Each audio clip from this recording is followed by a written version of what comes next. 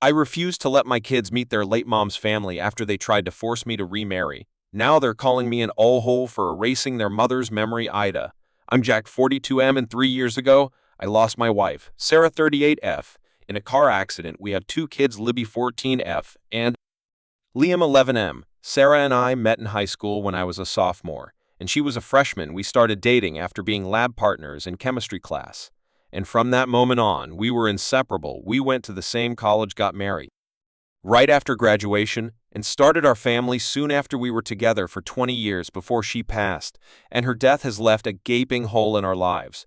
Sarah was a pediatric nurse, and she loved her job. She had a way with kids that was almost magical. She could calm even the most distressed child with just a few words and a gentle touch. It was no surprise that she was an amazing mother to our kids. Libby inherited Sarah's compassion and nurturing nature, while Liam got her quick wit and love for science. Sarah's family, especially her parents, Celine 65F and Bob 67M, were a big part of our lives. They lived just a few blocks away from us and were very involved with the kids. Celine, a retired elementary school teacher, would often pick up the kids from school and help them with their homework. Bob, who owned a small bookstore in town, would take Liam to science fairs and Libby to poetry readings. They were the epitome of doting grandparents.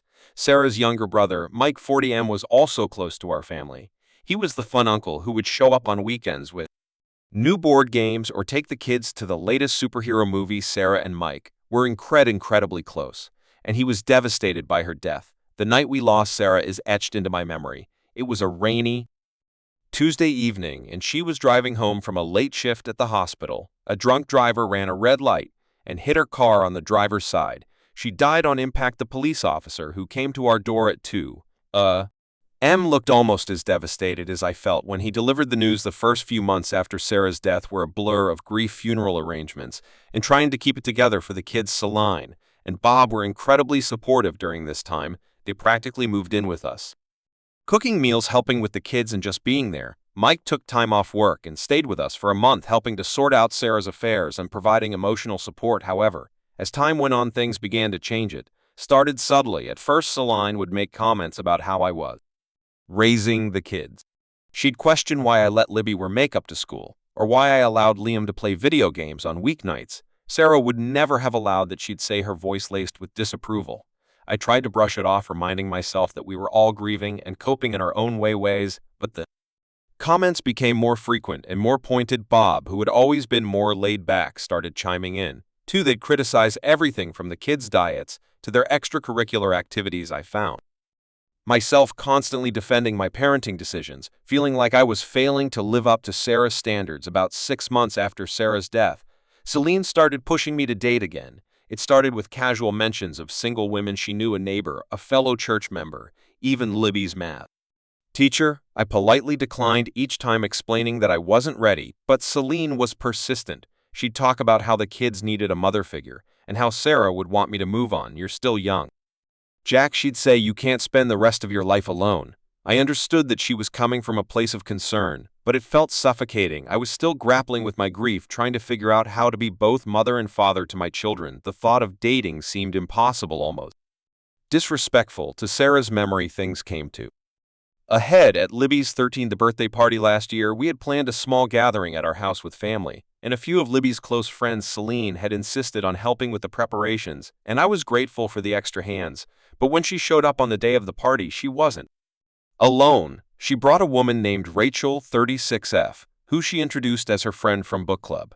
It didn't take long to realize that this was a setup. Rachel kept trying to engage with me and the kids, asking pointed questions about our lives and interests. She was overly familiar, touching my arm when she laughed at my jokes and offering to help serve the cake. Celine hovered nearby, beaming at us like a matchmaker who had just made the perfect pair. I was furious, but I didn't want to cause a scene at Libby's party. I could see the confusion and discomfort on my daughter's face, and Liam had retreated to a corner with his video game, avoiding interaction altogether. Mike, who was also at the party, shot me sympathetic looks, but didn't intervene after the party. Once all the guests had left and the kids were in bed, I confronted Celine. She admitted to setting me up with Rachel, saying it was for the kids' sake. She went on about how Rachel was a widow too and would understand our situation. I told her that her behavior was unacceptable and that she needed to back off. Celine got defensive, accusing me of denying the kids a chance At having a complete family again, Sarah wouldn't want you to be alone. She insisted she'd want the kids to have a mother. They have a mother, I snapped back. Just because Sarah's gone doesn't mean she's not their mother anymore. From that point on, every interaction with Sarah's family became tense. They'd criticize my parenting at every turn, push for me to date, and even started telling the kids that I was being selfish by not giving them a new mom. It got to the point where Libby came to me in tears one night saying she felt guilty for not wanting a stepmom. "Grandma says I should want a new mom," she sobbed. "But I don't want anyone to replace mom. Does that make me a bad person?" That was the last straw for me. I decided to limit contact with Sarah's family. I told them they could only see the kids if I was present, and I cut off all one-on-one communication between them and the children. They were outraged, accusing me of trying to erase Sarah's memory and rob the kids of their only connection to their mother. Celine and Bob started showing up unannounced at our house, demanding to see the kids. They'd call at all hours, leaving long, guilt-tripping voicemails. Mike tried to play peacemaker at first, but even he eventually sided with his parents, saying I was being too harsh. Now Mike is getting married next month to his longtime girlfriend Sophia. The kids were invited to the wedding, but I told Mike they wouldn't be attending without me. He says I'm being unreasonable and using them kids as pawns in my fight with his parents. Sarah's entire family is calling me and for keeping the kids away from them. I feel like I'm protecting my children from manipulation and unnecessary stress, but I'm starting to wonder if I'm overreacting. The kids miss their grandparents, parents, and uncle.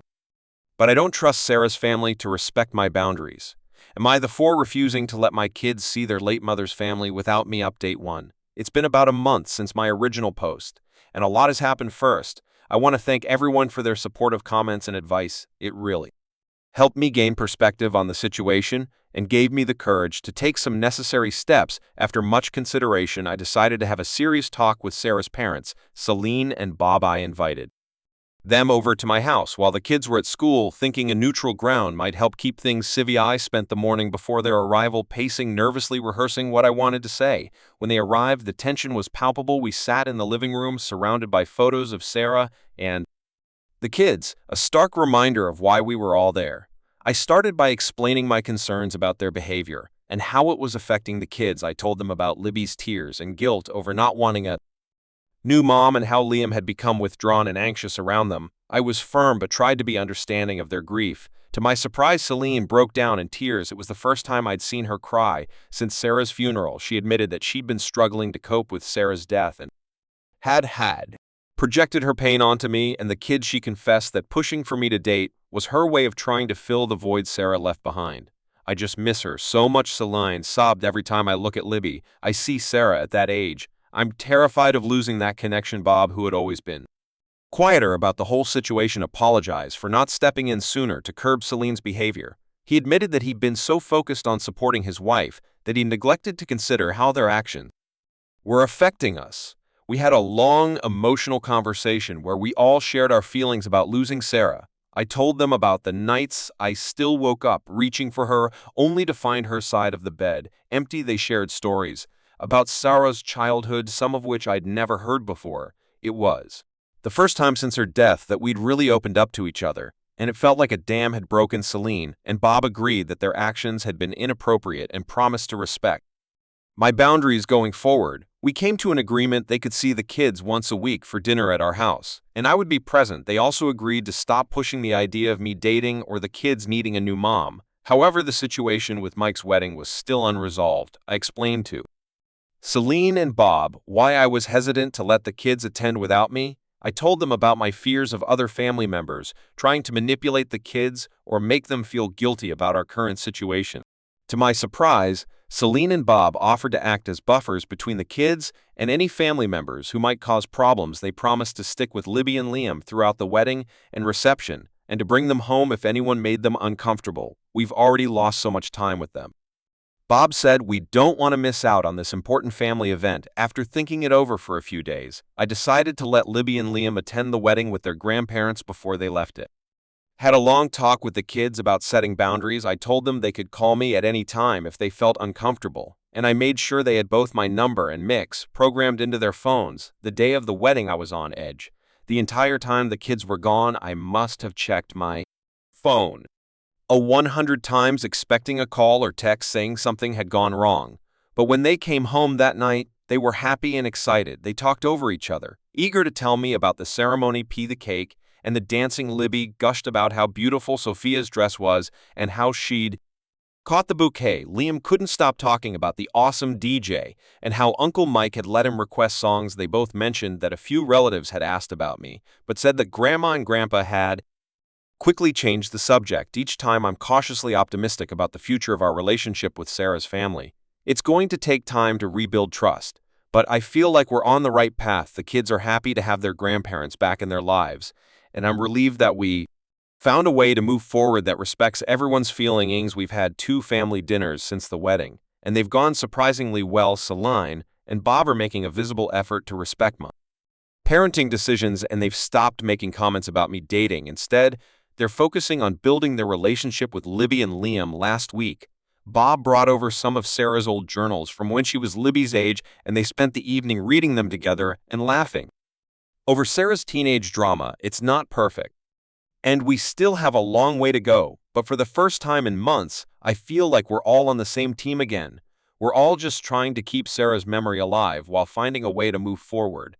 It's a delicate balance, but I think we're finally starting to get it right. Update 2. It's been 3 months since my last update, and I wanted to share some developments. Things with Sarah's family have been going relatively smoothly. Celine and Bob have been keeping their weekly dinner dates with us and respecting our boundaries. The kids are happy to have their grandparents back in their lives, and I've noticed a positive change in their overall mood. Libby has been spending more time with SEL, learning to knit and bake, 2 of Sarah's favorite hobbies.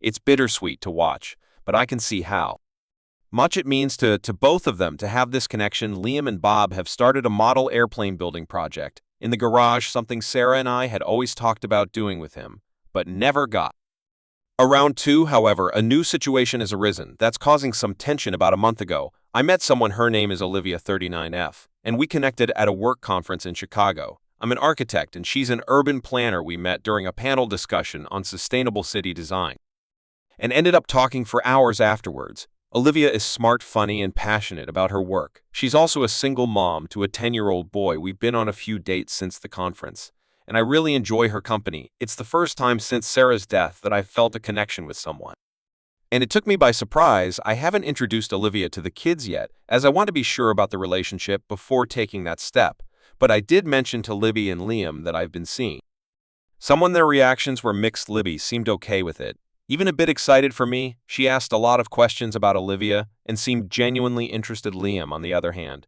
got very quiet and has been a bit distant since he hasn't said anything negative, but I can tell he's struggling with the idea. The real problem started when Celine found out Libby accidentally mentioned it during one of our family dinners. She was talking about a book she was reading for school, and she said Dad's friend Olivia recommended it to me. Celine's reaction was unexpected. She burst into tears and accused me of betraying Sarah's memory. Bob tried to calm her down, but she left in a huff. Since then, Celine has been calling and texting me non-stop, alternating between anger and pleading. She's saying things like, "How could you do this to Sarah? And the kids aren't ready for this." She's brought up the fact that it's only been 3 years since Sarah passed, as if there's some magical timeline for when it's okay to move on. Bob is more level-headed and has been trying to mediate, but it's clear he's uncomfortable with the situation too. He called me the other day and said, "I understand you have needs, Jack, but don't you think it's too soon? The kids are still adjusting." I'm feeling frustrated and conflicted. On one hand, I understand that this is a big change, and it might be hard for everyone to accept. I know that Sarah's family sees my dating as a threat to her memory, but on the other hand, I feel like I have the right to move on with my life. I didn't choose to be a widower at 39, and while I'll always love Sarah, I don't think she'd want me to be alone forever. The kids are caught in the middle again. Libby overheard one of Celine's angry voicemails and now feels guilty for mentioning Olivia. She came to me in tears, apologizing for ruining everything. I reassured her that none of this was her fault, but I can see the stress it's causing her. Liam is withdrawing more and more. He's spending a lot of time in his room and has been less enthusiastic about the model airplane project with Bob. When I try to talk to him about it, he just shrugs and says he's fine. I'm at a loss for what to do. I don't want to end things with Olivia. She's been a breath of fresh air in my life, and I enjoy the adult companionship, but I also don't want to damage the fragile peace we've established with Sarah's family or upset my kids. I've considered family counseling, but I'm not sure if Celine and Bob would agree to it. They seem to think that this is a problem that will go away if I just stop seeing Olivia. But I don't want to give up on the possibility of finding happiness again, even if it's complicated. Has anyone been in a similar situation? How did you handle it? I feel like no matter what I do, I'm going to hurt someone. I want to honor Sarah's memory and respect my in-laws' feelings. But I also want to be able to move forward with my life. Is there a way to do both? Update 3. It's been 2 months since my last update, and I wanted to share the resolution to the situation. A lot has happened, and it's been a roller coaster of emotions for everyone involved. After Celine's initial outburst about Olivia, things got worse before they got better. Celine started calling the kids directly despite our agreement about communication.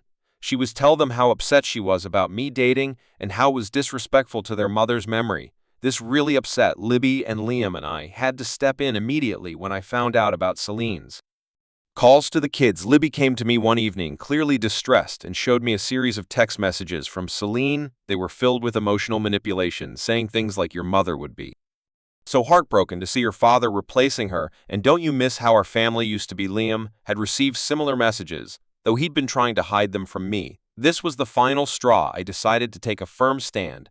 I called a family meeting with Celine, Bob, and the kids. I asked Mike to be there too, hoping his presence might help keep things calm. We gathered in our living room. On a Saturday afternoon, the tension palpable as everyone took their seats.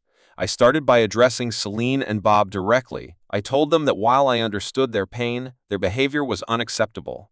I explained how their actions were affecting the kids, showing them the messages they'd sent Libby and Liam. Both spoke up, telling their grandparents how the situation was making them feel torn and guilty. "I love you, Grandma and Grandpa," Libby said, her voice shaking, "but I don't want to feel bad about Dad being happy." Liam, usually so quiet, surprised everyone by speaking up. "Mom wouldn't want us to be sad forever," he said softly. "She always said love makes more love, not less." Their words seemed to hit home in a way mine couldn't. Celine broke down crying, but this time it felt different. She admitted that she had been holding on to the grief so tightly because she was afraid of losing her connection to Sarah. "I feel like if Jack moves on, we'll lose the last piece of her we have left," she sobbed. Bob, who had been quiet until then, finally spoke up. He admitted that he too was struggling with the idea of me dating, but recognized that it wasn't fair to try and control my life or manipulate the kids. "Sarah wouldn't want this for any of us," he said, his voice thick with emotion. We all cried together. And for the first time, it felt like we were truly sharing our pain instead of using it as a weapon. Mike, who had been silently observing, suggested that maybe we all needed some professional help to work through our grief. To my surprise, Celine agreed. She said she would look into grief counseling, and Bob decided to join her. It was a breakthrough moment, and I felt a glimmer of hope that we might be able to move forward. As for Olivia, I decided to take things slow. I had an honest conversation with her about the situation, and she was incredibly understanding. We're still dating, but we've agreed to give it more time before involving the kids or Sarah's family. She's been patient and supportive, which has only made me appreciate her more. It's been a month since that family meeting, and I can already see a change. Celine and Bob have started therapy both individually, and as a couple, they're more respectful of our boundaries and seem to be working through their feelings in a healthier way. Our weekly family dinners have resumed, and while there's still some awkwardness, it feels like we're moving in the right direction.